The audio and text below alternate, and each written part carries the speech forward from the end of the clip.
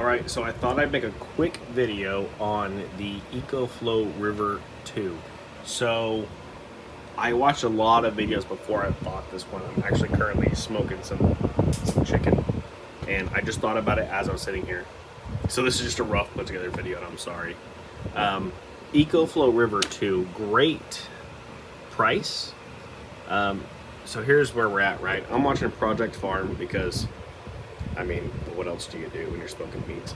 Ignore the JBL speakers. They're, by the way, actually, it will run the JBL 1000, barely. I mean, barely. The 300 or 310, gravy.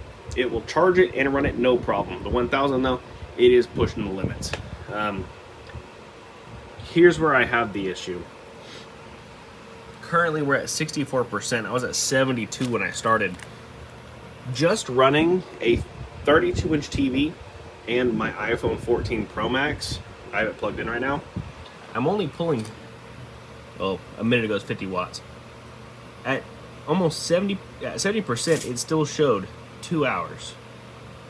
So the EcoFlow River 2 will only run a small LCD TV and charge an iPhone for 2 hours.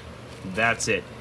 As far as charging your devices, it's really, really, really good. So this USB-C charger, I can't remember exactly what I was able to get out of it. I want to say it was like 30 watts is what my phone would take. Now that could be a limitation of the phone. I believe this is up to 40 watts. You can charge this thing, you can charge the River through it, or you can charge out of it. It's got the two USB-A ports. I honestly haven't tested those yet, just been using USB-C. And it's got the two ports here. It will run a Z-Grill smoker, but again, you're only gonna get about an hour out of it. This is, I think it's 254 watt hours. I mean, don't get me wrong, it's enough to charge stuff, but it's not enough to run stuff. You know, I bought it to go camping, and I'm probably gonna end up taking this TV with me. And if it can only run this TV for 2 hours before it's completely dead, that's the big thing to remember.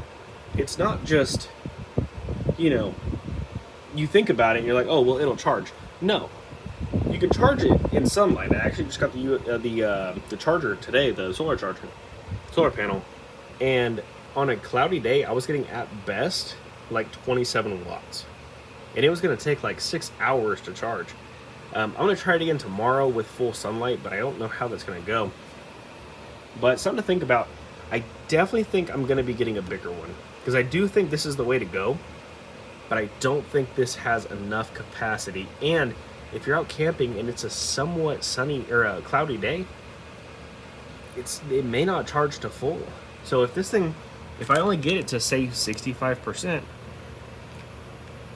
it's only going to give me like an hour and a half of content.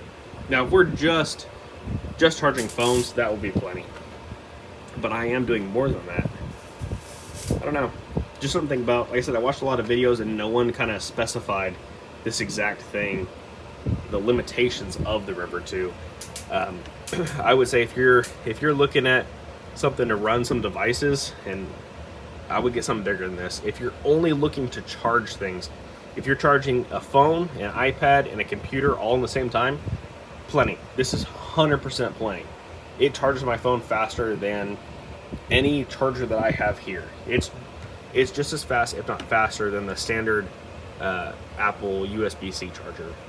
But I hope this gives some insight, and I wanted to come on here and help out. I know this is a very sloppy video, but maybe it'll help someone out. If it did help you, if you wouldn't mind, drop me a comment. I'd really, really appreciate it. Have a great one.